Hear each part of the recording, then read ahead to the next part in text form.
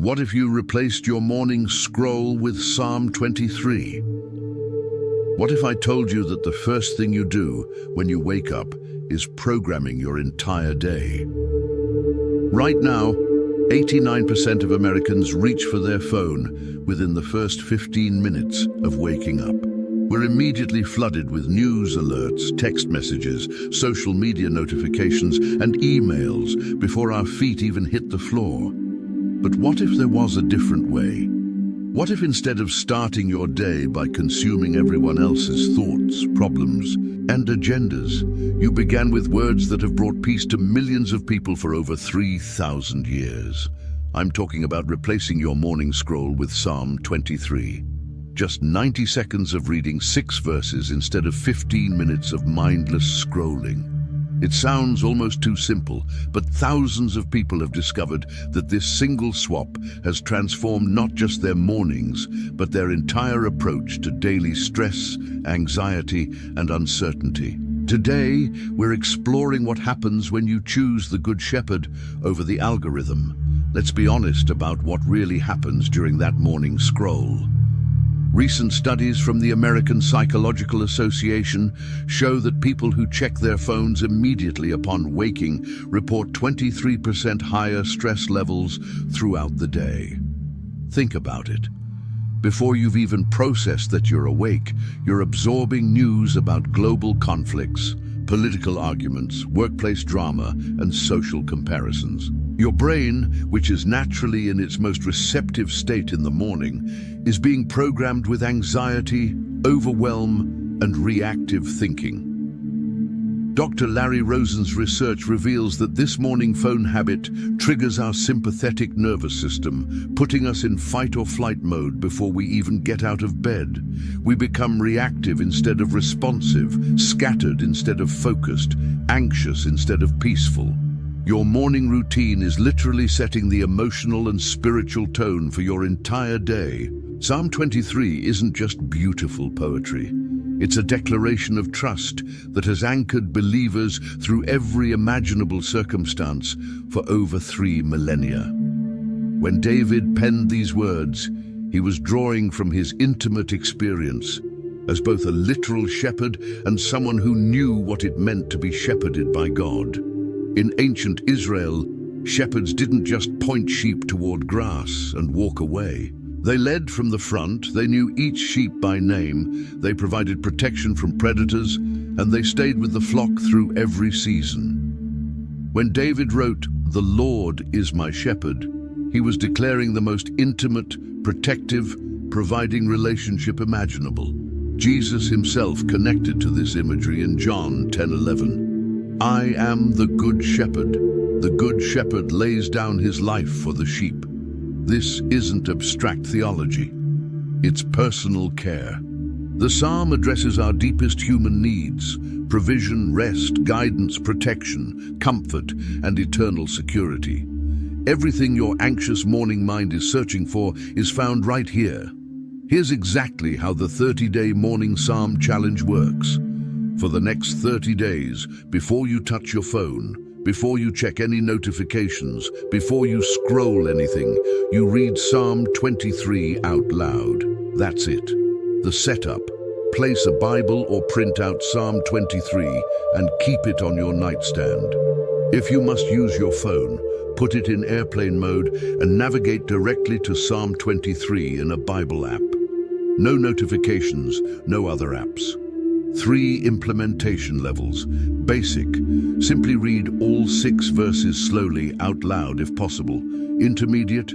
Read it twice, once for the words, once for the meaning. Notice which phrase stands out to you. Advanced. Read it, then spend 2 to 3 minutes visualizing yourself as the sheep in the psalm. What does it feel like to have God as your shepherd today? The key is consistency over intensity. Some mornings you'll feel deeply moved, others might feel routine. Both are valuable. If you miss a day, don't guilt yourself. Just start again the next morning. This isn't about perfection. It's about creating a new neural pathway that connects waking up with truth instead of anxiety. People who have completed this challenge report remarkable shifts. Immediate changes in week 1 to 2. Significantly calmer mornings and reduced anxiety, less reactive responses to daily stressors, improved ability to handle unexpected challenges, greater sense of God's presence throughout the day, natural memorization beginning to occur, deeper transformations in week 3 to 4, increased gratitude and contentment in daily life, better emotional regulation during conflicts or pressure, stronger sense of identity and security in God's care, more patience with family members and co-workers, decreased need for external validation or approval. Scientific backing. Dr. Andrew Huberman's research on morning routines shows that our first 60 to 90 minutes awake significantly impact our entire day's neurochemistry. Starting with truth-centered content instead of reactive digital input optimizes dopamine and reduces cortisol production. Spiritual growth. Many participants report that other spiritual disciplines become easier after establishing this morning anchor. Prayer feels more natural, worship throughout the day increases, and Bible reading becomes more appealing. Long-term impact. After 30 days, most people naturally continue the practice because the contrast with their old morning routine is so stark. They've experienced what it feels like to start from a place of spiritual security rather than digital chaos. Pre-challenge setup.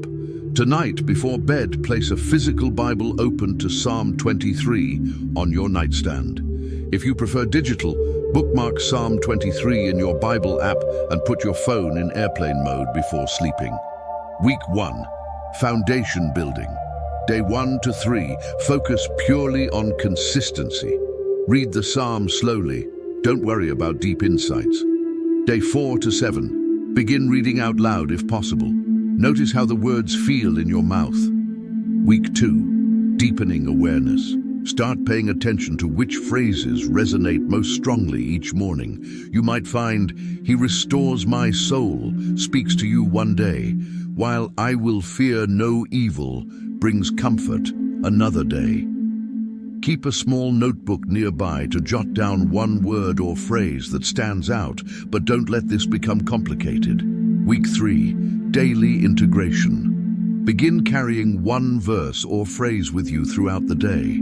When stress arises, recall, "Even though I walk through the valley of the shadow of death, I will fear no evil, for you are with me." Practice applying these truths to your actual daily situations. Stuck in traffic. He leads me beside quiet waters, facing a difficult conversation. You prepare a table before me in the presence of my enemies. Week 4. Natural expansion. By now, much of the psalm will be naturally memorized. Begin personalizing it in prayer. Lord, you are my shepherd. I shall not want because you provide everything I need. Consider how this practice might continue beyond 30 days and what other morning spiritual disciplines you might add. This practice isn't about earning God's favor or achieving spiritual perfection. Some mornings will feel deeply meaningful, others might feel routine or even difficult.